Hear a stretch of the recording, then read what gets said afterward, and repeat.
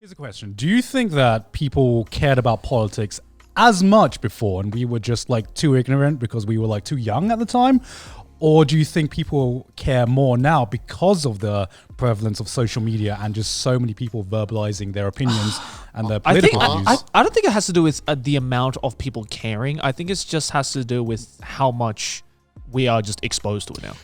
Yeah, so I think one of the main things here is that you have to bear in mind as well that I think like with the internet, this is just giving everyone the platform. Yeah. Right? So before, if you wanted to get support as a politician, you had to go on like a TV show and say something, right? Yeah. So you only had like what? Like or if you're in Japan, you blare out of a fucking megaphone in the street, true, annoyingly. True. So like now it's like, okay, so you have like the kind of perfect storm of like, now there's more ways to discuss. Everyone's on the internet. Now even 40, 50-year-olds are on the internet, so they're willing to listen to you. Yeah.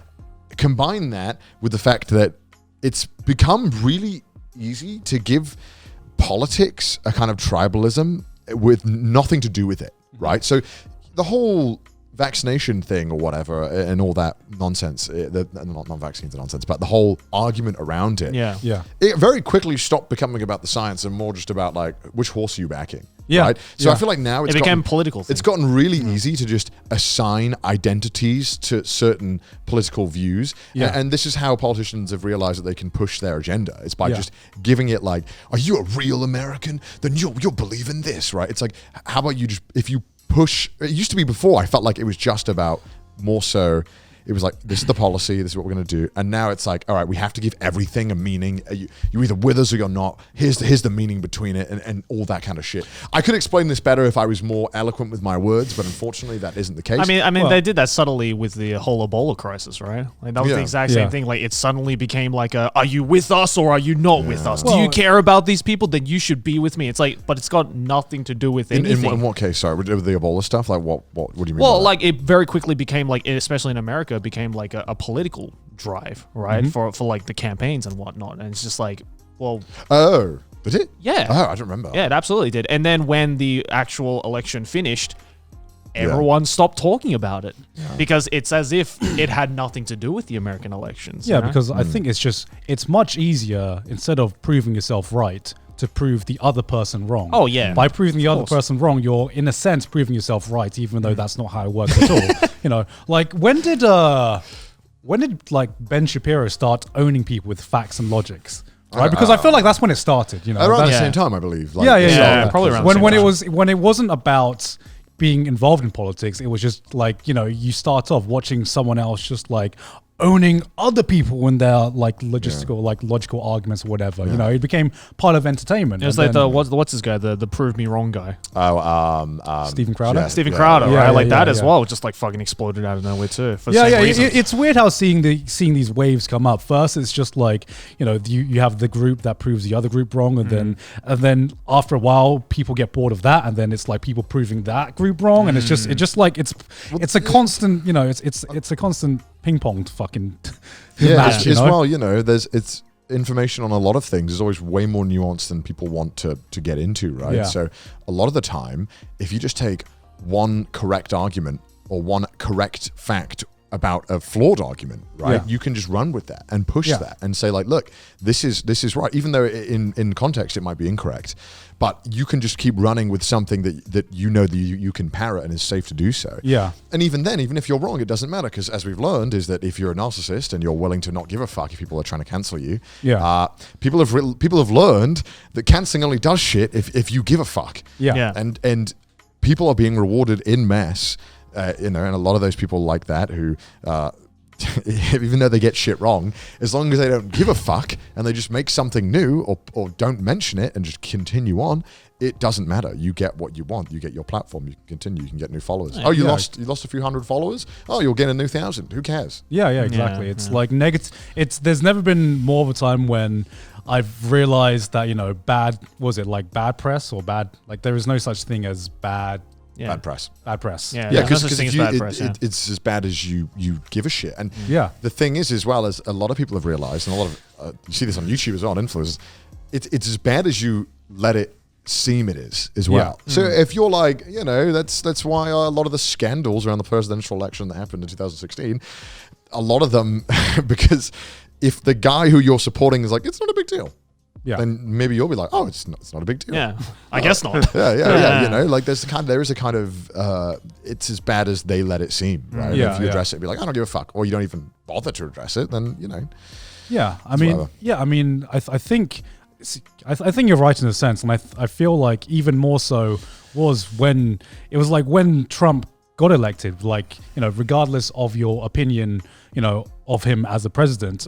For me, as an outsider who is, you know, not any part of American politics, it was almost like watching a character in a show, you know, see, like going on your Twitter timeline and seeing some of the stuff that he tweeted. Like a cartoon villain. Yeah.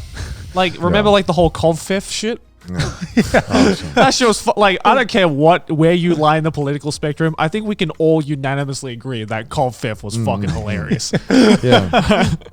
And yeah, it kind of like, well, I don't know what the right word is, but it kind of like cartoonified shit. It kind of like cartoonified your real life and you know, the world events, even though there is, you know, even though these were real prevalent issues and these had a real tangible, nothing cartoony about it. These had a real tangible effect on the world, and I feel like, especially a lot of the younger generation who have grown up in the age of the internet, that's kind of like the environment they've grown into, you know, where everything, when it's seen through a phone or through a tablet, they just like it's like suddenly not real. Well, yeah, because we were like what, 20 plus when all this started happening. Oh no, yeah, 20. Maybe just 9. I was like 19. But like I couldn't imagine going from like 12 to like 18. Yeah. And this has been your like entire memory. This is weird.